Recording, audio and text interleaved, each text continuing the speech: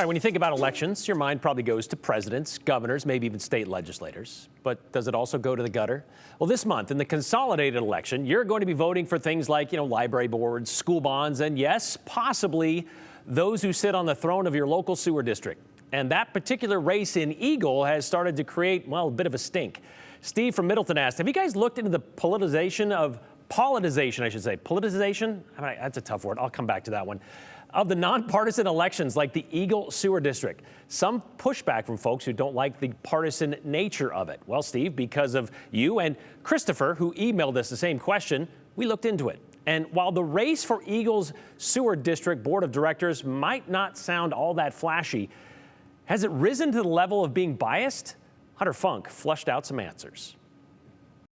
There are a wide variety of local elections happening all across the state. In 37 counties, to be exact. They range from some school bonds and school levies that people are often used to, but also you have library district board positions, sewer district board positions. A lot of local taxing districts will be on the ballot. These types of elections are supposed to be nonpartisan. That means technically candidates aren't running as Republicans or Democrats.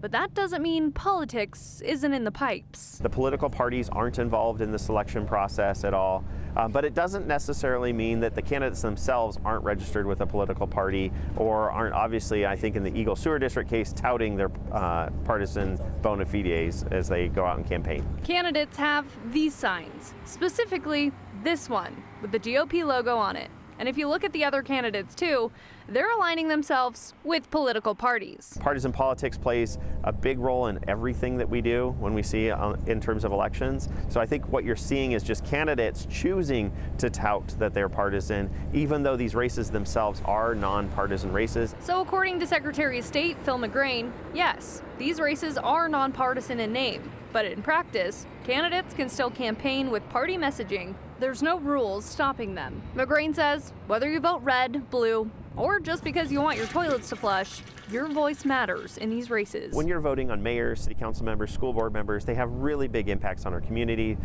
These odd year elections really are important. So I hope to see people show up and exercise their right to vote. So the nonpartisan ballot may look a little bit more partisan than you'd expect, but McGrain says it's just the way the candidates can try and find a way to get a victory on Election Day. Also, important to note, don't rely on seeing the R or the D on your ballot next to the name because, again, it won't be there. It won't be there. It's nonpartisan. Well, it's funny because some of these races, like we get this question a lot, how is a coroner position partisan, which it has become, and years ago they changed it that way. One of the reasons is so that the parties, mostly the GOP, then can claim victory, like we got another one in office.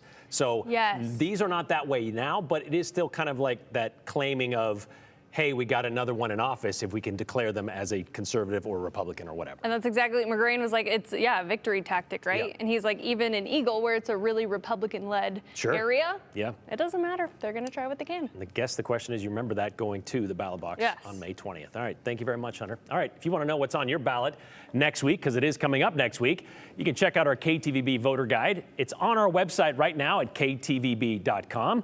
Or, just like you text us to send us messages during the show, you can text the word VOTE to the number on your screen.